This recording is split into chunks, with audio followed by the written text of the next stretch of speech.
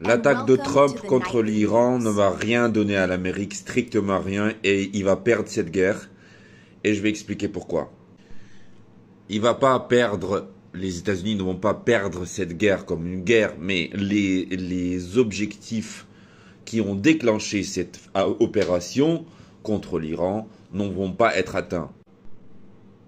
Trump a une vision très simpliste du monde. Il est nul en géopolitique. C'est comme si un cow-boy en fait faisait de la géopolitique. Il sait rien du tout. Il a décidé d'attaquer l'Iran et il pense qu'en attaquant l'Iran, le peuple va se soulever et ils vont instaurer un autre leader qui est favorable aux US. Alors que ça ne marche pas du tout comme ça. Vous voyez, ils ont tué le leader suprême Khamenei. Maintenant, il y a un autre leader qui s'appelle Arafi. En gros, un leader qui avait déjà 86 ans de toute façon. C'est pas ça qui va changer. Je veux dire, c'est pas ça, c'est pas la mort du leader suprême et des bombardements qui vont changer le jeu.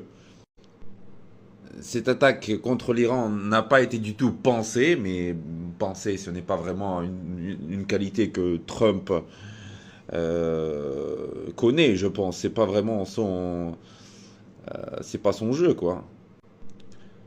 En tout cas, Trump vit un peu dans une illusion. Il pense qu'en bombardant et tuant le leader, il pourra atteindre ses objectifs. Non, et je vais vous expliquer pourquoi. Non, parce que l'Iran, c'est pas du tout l'Irak. Et déjà pour vaincre l'Irak, pour vaincre Saddam Hussein, pour le capturer, etc.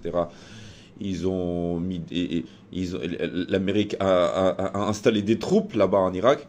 Mais ce n'est pas seulement ça, c'est surtout que si vous regardez les dictatures, il y a différents types de dictatures. Par exemple, Saddam Hussein, c'est la dictature classique personnifiée quand Saddam Hussein était le dictateur. Si vous tuez, par exemple, Saddam Hussein, toute la dictature, tout le clan, voilà, tout le règne sur le pays se termine tout de suite. Tandis qu'avec l'Iran, c'est une dictature, mais c'est pas une dictature personnelle. Là, c'est une dictature théocratique, et cette structure même, on va dire, cette structure est très bureaucratique, oui, théocratique, mais en même temps bureaucratique. Elle ressemble un peu au parti communiste chinois, par exemple, ou soviétique, si vous voulez, mais au lieu du marxisme-léninisme, vous avez du théocratique là-dedans. Voilà, c'est ça l'Iran en fait.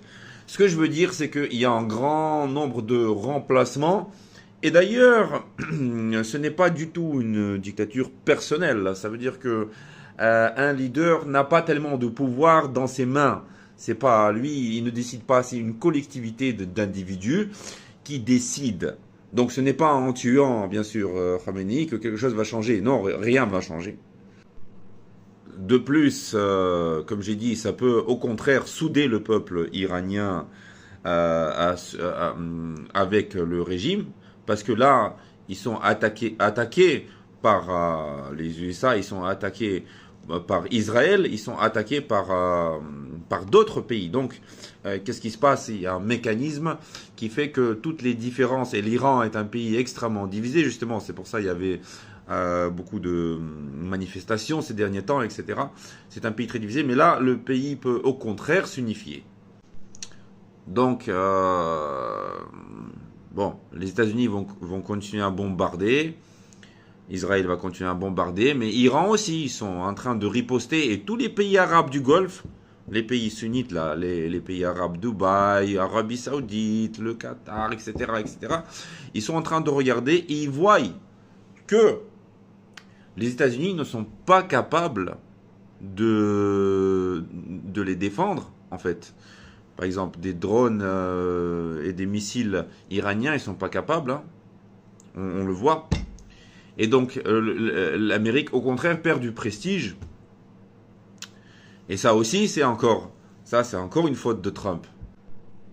Donc, dans le court terme, c'est ironique ce que je dis, mais c'est Monsieur Poutine, c'est Vladimir Poutine qui gagne encore des points parce que le pétrole va augmenter sûrement, va augmenter parce que quand vous avez une guerre dans le Moyen-Orient, et là ça commence à devenir très sérieux, les cours de pétrole flambent en général et la Russie se voit à nouveau comme un partenaire stable qui peut livrer l'Europe en gaz et en pétrole.